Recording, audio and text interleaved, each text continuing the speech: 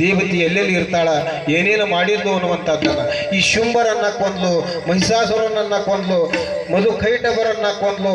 ಇದರ ಜೊತೆಗೆ ರಕ್ತ ದಂತಿಕೆ ಅನ್ನುವಂಥ ರಕ್ತಾಸುರನನ್ನ ಕೊಂದು ಈ ರಕ್ತ ಬೀಜನನ್ನು ಕೊಂದಾಗ ಈಕೆಗೆ ರಕ್ತ ದಂತಿಕೆ ಅನ್ನುವಂಥ ಹೆಸರು ಬಂತು ಅನ್ನುವಂಥದ್ದನ್ನು. ಆಮೇಲೆ ದುರ್ಗಾಸುರ ಅನ್ನುವಂತಹ ಒಬ್ಬ ಮುನಿ ಈ ದೇವತೆಗಳನ್ನೆಲ್ಲ ಕಷ್ಟಪಡಿಸುವಂತಹ ಕಾಲಕ್ಕೆ ಅವತಾರವನ್ನು ತಾಳೆ ಬಂದ್ಲು.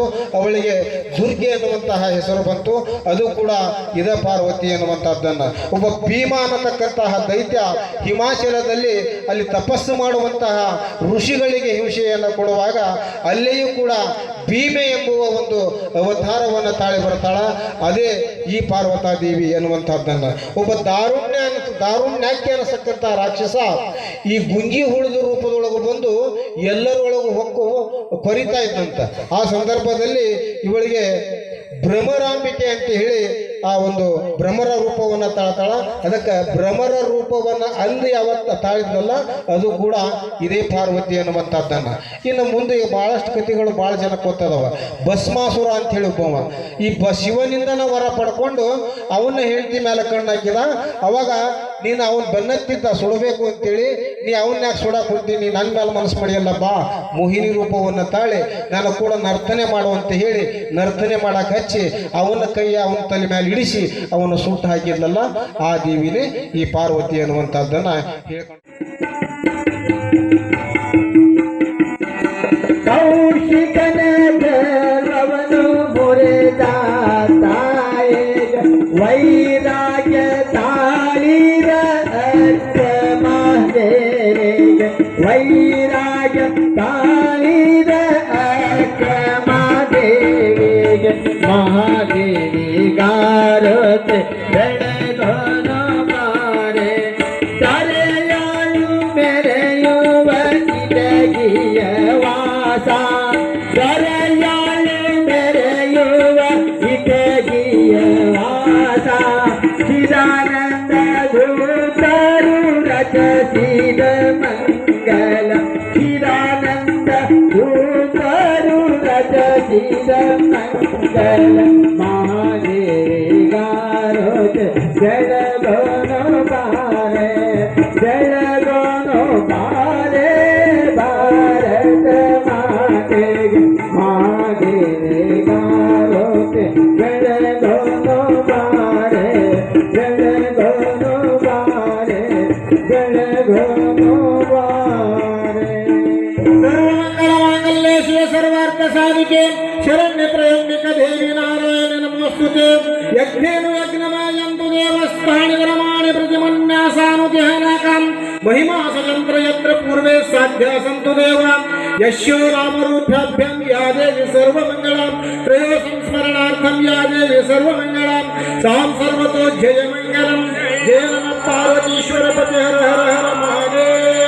ಶ್ರೀ ಆದಿಶಕ್ತಿ ಮಾತಾ ಕೀ, ಶ್ರೀ ಜಗದಂಬಾ ಮಾತಾ की, श्री जामुना ताई माता की, श्री अंबा भवानी माता की, शिव सांब जय नमः पार्वतीश्वर.